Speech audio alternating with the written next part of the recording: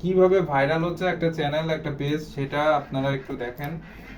1 lakh target 1 মাসে। হ্যাঁ, একটা নতুন পেজের রিচ কিভাবে বাড়াতে হয় এবং ফলোয়ার কিভাবে বাড়াতে হয় তা আমরা আজকের ভিডিওতে দেখব। এখান থেকে প্রফেশনাল ড্যাশবোর্ডে আসবো, এখান থেকে কন্টেন্টে গেলাম, শিডিউলে গেলাম।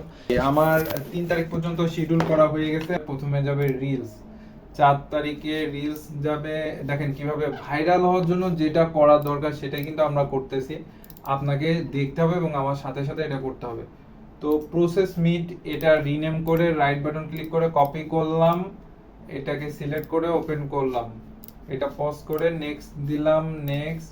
এরপরে এখানে আমি পেস্ট করে দিলাম, আর কিছু না। এখানে শিডিউলে যে এটা একটু সময় লাগছে, ওটা আপলোড হচ্ছে। এখানে যতক্ষণ পর্যন্ত এরকম কালার না আসবে ততক্ষণ পর্যন্ত আপনার কাজ করবে না। এখন এই বাটনে প্রেস করার অপশন এসে গেছে, এখন কাজ করবে। এখান থেকে 3 তারিখ পর্যন্ত দেওয়া হয়েছে, 4 তারিখ দিলাম। আচ্ছা, প্রত্যেক দিন সকাল 7টায় একটা করে ভিডিও পাবলিশ হচ্ছে। তাহলে আমি এখানে 7টা সিলেক্ট করে দিলাম। এই যে প্রত্যেকদিন সকাল 7টায়, এখানে আর কিছু করা লাগবে না, এই যে শিডিউলে করে দিলাম। এটা হতে লাগুক। এখন আমি ইউটিউবে যাই, এখান থেকে আমার ক্রিয়েটে যাব, আপলোড ভিডিও, সিলেক্ট ফাইল, এখান থেকে প্রসেস মিট এটা আপলোড দিলাম। এরপরে ডেসক্রিপশনে এইটাই পেস্ট করে দিলাম, ওই যে কপি করা ছিল।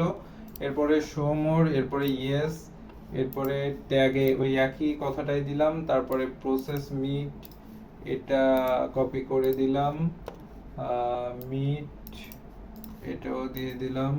এরপরে নেক্সট চেকিং হচ্ছে, এই যে 8% চেকিং হচ্ছে। এরপরে পাবলিক শিডিউল করে এখানে আমরা কি করছিলাম, 4 তারিখ দিছিলাম মনে আছে, সকাল 7টা।